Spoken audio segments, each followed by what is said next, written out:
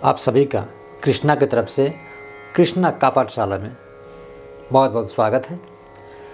आइए हम आज का वीडियो काल बहुत ही व्यापक शब्द है और यह काल जब हमारा जन्म होता है उस समय से काल हमारे साथ चलता है और कहते हैं कि उस व्यक्ति का काल आ गया यानी अंतिम घड़ी। और जब हमारी सांस रुक जाती है तो फिर हमारे साथ कार्य का होना रुक जाता है, यानी हमारे लिए काल जो है उस समय ठहरा हो जाता है हमारे लिए। तो काल ये बहुत ही व्यापक शब्द है और ये सभी सारे नक्षत्र ग्रह हमारा जीवन सभी ये काल से जुड़ा हुआ है, क्योंकि हम जीवन प्रयत्न जब से हमारा जन्म होता है हम कुछ न कुछ करते हैं। कभी भी हम कुछ न कुछ करते हैं, बैठते हैं, सोते हैं, जाते हैं, गाते हैं, रोते हैं, हंसते हैं, पढ़ते हैं, कमाते हैं, कुछ न कुछ तो क्रियाएं करते हैं। तो इन क्रियाओं को करने में जो समय लगता है वही काल कहलाता है। यानी जीवन में हम अनेक क्रियाओं को करते हैं, कार्य को करते हैं। उन कार्य को करने या होने में, यानी क्रिया के होने या करने में जो समय लगता है वही काल कहलाता है। यानी समय को ही हम काल की संज्ञा देते हैं, काल कहते हैं। तो काल जो है आइए संस्कृत में लकार जिसको कहते हैं काल, और अंग्रेजी में से टेंस के नाम से हम पढ़ते हैं। तो सबसे पहले हम कोई भी काम करते हैं जब, तो या तो हमने पहले कुछ काम है जो किया है, अभी हम कुछ कर रहे हैं, जैसे हम अभी पढ़ा रहे हैं आपको, तो ये या तो हम अभी कर रहे हैं या कर चुके हैं, पहले हमने कार्य को कर लिया है, या फिर कुछ ऐसे कार्य हैं जो भविष्य में हमने करने के लिए ठानी है या भविष्य में हम जो कार्य करेंगे। तो भविष्य में जो कार्य होना है उसका कोई ठिकाना नहीं, क्योंकि काल हमारे बस में नहीं, पता नहीं हमारे लिए काल कब ठहराव आ जाए। इसलिए जो बातें बीत चुकी है, जो कार्य हम कर चुके हैं वो हम जानते हैं, और जो कर रहे हैं वो हम अभी कर रहे हैं, जान रहे हैं क्या हम कर रहे हैं। लेकिन कुछ समय के बाद हम क्या कर रहे हैं, हमारे साथ क्या होने वाला है, हम ऐसे कल्पना करते हैं, सोचते हैं, विचारते हैं, उन क्रियाओं को करते हैं। परंतु समय हमारे बस में नहीं होता है। समय गतिमान है, समय चलता रहता है और हमारे लिए उस समय रुकता है जब हमारी सांसें थम जाती हैं। तो तीन ही हो सकता है, या तो हमने काम को कर लिया, बीत चुका है, या हम कार्य अभी कर रहे हैं, या कार्य को भविष्य में करने वाले हैं। तो तीन, हिंदी में हम तीन ही काल पढ़ते हैं। तो हम पढ़ा रहे हैं ये वर्तमान, हम वर्तमान में ये काम कर रहे हैं, और इसके पहले हमने जो कार्य किया भूतकाल में वो बीत चुका है, भूत है। जैसे कोई जब मर जाता है लोग कहते हैं कि वो भूत हो गया। जब कोई मर जाता है तो कहते हैं कि वो भूत हो गया, यानी भूतकाल, बातें बीत गई। तो तीन ही हो सकता है, एक तो भूतकाल, बीता हुआ समय, काल, समय, और एक जो वर्तमान काल अभी जो चल रहा है, और एक जो आगे होगा, भविष्य में होगा, वो भविष्यत काल। तो तीन काल हिंदी में पढ़ाए जाते हैं, वर्तमान काल, भूतकाल, भविष्यत काल। जो बीत गया है भूतकाल, जो चल रहा है वर्तमान काल, जो आने वाला है वो भविष्यत काल। अब इसी को हम संस्कृत में लकार के नाम से जानते हैं, लकार संस्कृत में। तो इसमें जो है ऐसे तो 10 लकार संस्कृत में आगे क्लासों में पढ़ाए जाते हैं, लेकिन मुख्यतः 5 लकार अगर हम जानते हैं, 5 लकारों के बारे में हम अगर जानते हैं तो अनुवाद आसानी से हम बना सकते हैं। इसके पहले आइए हम 2 शब्द, धातु और शब्द, आपके मन में या कभी पढ़ने से में आता है धातु रूप, शब्द रूप, ये क्या होता है। तो धातु रूप, ये जो लकार में आप जो धातु का, जैसे गम धातु, ठीक है, गच्छ गम धातु, लिख धातु, पठ धातु, इसका रूप चलता है, ये धातु है।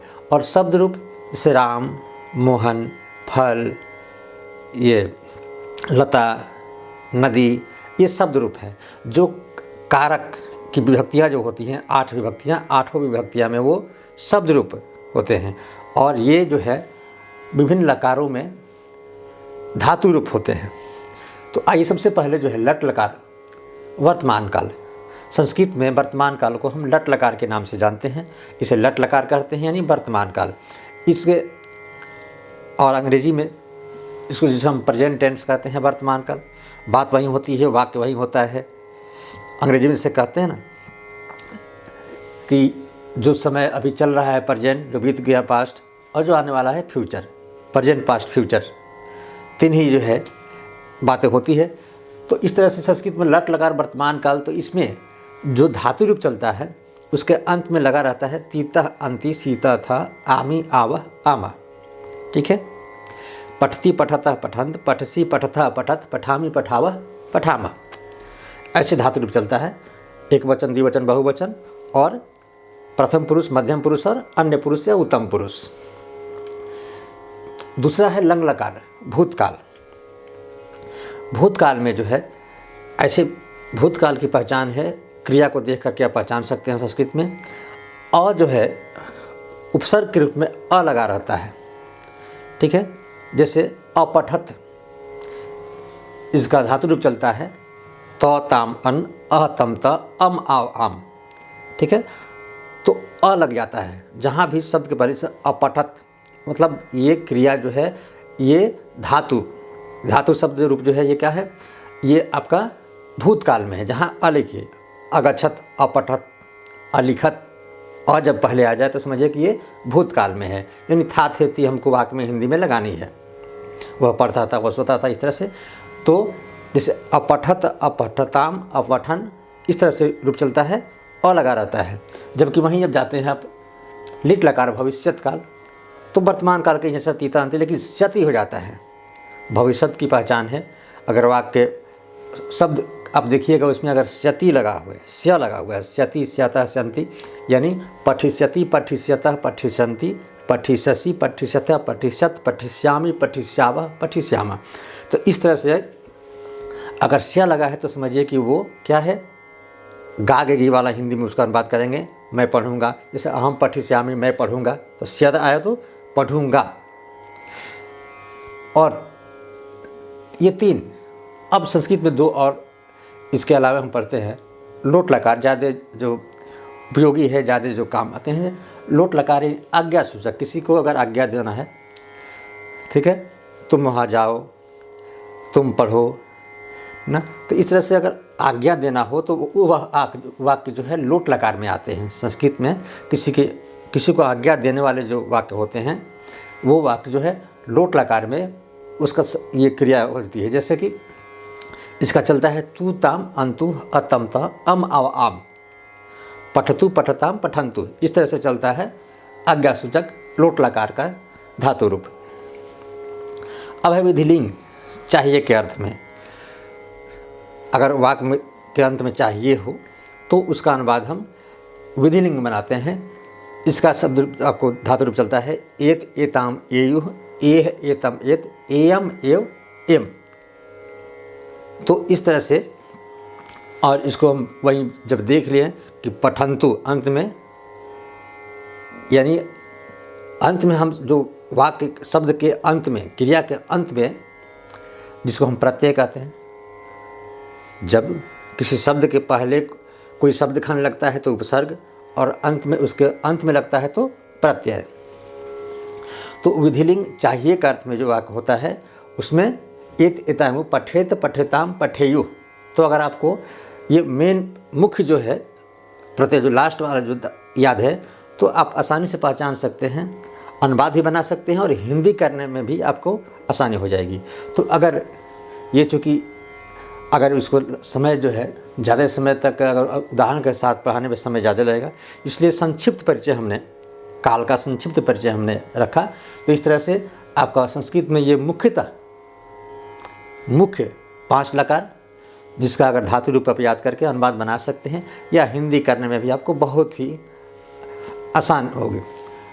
और हिंदी में तो आपका बस 3, वर्तमान काल, भूतकाल और भविष्यत काल।